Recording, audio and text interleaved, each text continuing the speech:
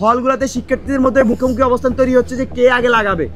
যারা এরকম বিলবোর্ড লাগিয়েছেন তাদের বিরুদ্ধে আসলে প্রশাসনের ব্যবস্থা নেওয়া উচিত। যারা প্রার্থী আছে তাদেরকে নিয়ে ভয় নাই, ভয়ে আছে নির্বাচন কমিশনকে নিয়ে।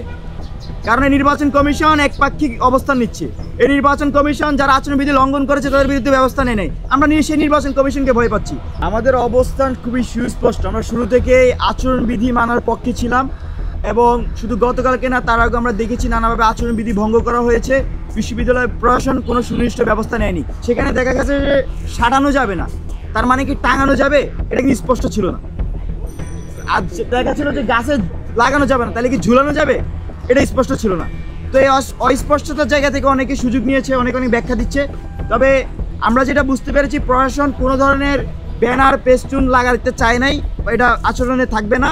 শুধুমাত্র লিফলেট এবং হ্যান্ডবিল এটার পক্ষে ছিল। তো গতকাল স্যারের সাথে আবারও কথা বলেছিলাম, স্যার এই বিষয়টা একটা অনাস্থা তৈরি করছে। হলগুলোতে শিক্ষার্থীদের মধ্যে মুখোমুখি অবস্থান তৈরি হচ্ছে যে কে আগে লাগাবে। তো আপনারা একটা তাড়াতাড়ি বিবৃতি দেন, আপনাদের অবস্থানটা ক্লিয়ার করুন। তো সর্বশেষ যে বিবৃতি দিয়েছে তার হিসাবে আমরা বুঝতে পারলাম যে প্রশাসন যারা এরকম বিলবোর্ড লাগিয়েছেন, পেস্টুন লাগিয়েছেন, বিভিন্ন জায়গায় দেয়ালে সাটিয়েছেন, তাদের বিরুদ্ধে আসলে প্রশাসনের ব্যবস্থা নেওয়া উচিত। তবে আমরা আশাবাদী এই নির্বাচন কমিশন শিক্ষার্থীদেরকে আস্থায় আনার জন্য, যারা আচরণবিধি ভঙ্গ করে নাই তাদেরকে আস্থায় আনার জন্য, যারা আচরণবিধি ভঙ্গ করেছেন তাদের বিরুদ্ধে খুব দ্রুত ব্যবস্থা নেবে। অনেকবার বলা হয়েছে, একদম শুরুতেই ছাত্রদলের জিএস ক্যান্ডিডেট তানভীর বারী হামিম তিনি মনোনয়নপত্র উত্তোলনের সময় আচরণবিধি লঙ্ঘন করেছেন। নিয়ম আছে 5 জনের বেশি সমর্থক নিয়ে যাওয়া যাবে না। তিনি 30-এর অধিক সমর্থক নিয়ে গিয়েছেন। শুধু সেখানেই তিনি সীমাবদ্ধ থাকেননি, মুহুর্মুহু স্লোগান দিয়েছেন, তার সমর্থকরা করতালে দিয়ে সেখানে আচরণবিধি ভঙ্গ করেছেন। তিনি এখানেও সীমাবদ্ধ থাকেনি, তিনি এইসব ভিডিও ফেসবুকে তিনি আপলোড করেছেন। তো আমরা তার বিরুদ্ধে কোনো ব্যবস্থা নিতে দেখিনি। আমরা তারপরে দেখলেন যে আপনি কালকে ব্যানার ফেস্টুনের বিষয়টি দেখলেন। এখন আপনি যাবেন যে আমি কার্যকর দেখে এসেছি অনেক ব্যানার লাগানো আছে। আমরা দেখেছি টিএসসিতে বড় বড় ব্যানার লাগানো আছে। আমরা দেখেছি এখন বড় বড় বিলবোর্ড বিভিন্ন জায়গায় আনাচে কানাচে আছে। আমি সর্বশেষ দেখেছি 3টার আগে এইসব সরানোর কথা বলা হয়েছে। তারাও যেমন সরায়নি, বিশ্ববিদ্যালয় প্রশাসন সরানোর জন্য কোনো উদ্যোগ নেয়নি।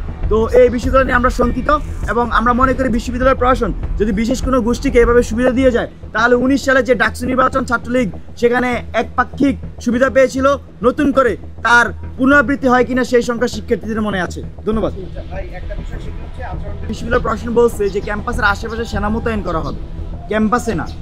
কিন্তু বিশ্ববিদ্যালয়ে আমরা মনে করছি যে নির্বাচন কমিশন, আমরা তো যারা ক্যাম্পাস ইলেকশন করছে, যারা প্রার্থী আছে তাদেরকে নিয়ে ভয় নাই, ভয়ে আছে নির্বাচন কমিশনকে নিয়ে। কারণ এই নির্বাচন কমিশন একপাক্ষিক অবস্থান নিচ্ছে। এই নির্বাচন কমিশন যারা আচরণবিধি লঙ্ঘন করেছে তাদের বিরুদ্ধে ব্যবস্থা নেয় নাই। এই নির্বাচন কমিশন যদি শেষ পর্যন্ত 19 সালের ইলেকশনের মতো একটা এরকম, আমি জানি না, যদি ইঞ্জিনিয়ার্ড ইলেকশন হয়, এটা আমরা নিয়ে সেই নির্বাচন কমিশনকে ভয় পাচ্ছি।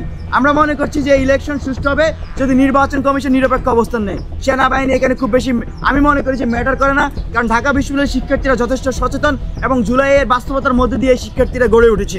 তো সেই পরিস্থিতি ঢাকা বিশ্ববিদ্যালয়ে নাই যে সেনাবাহিনী এনে ঢাকা বিশ্ববিদ্যালয়ের শিক্ষার্থীদেরকে নিয়ন্ত্রণ আনতে হবে। ধন্যবাদ।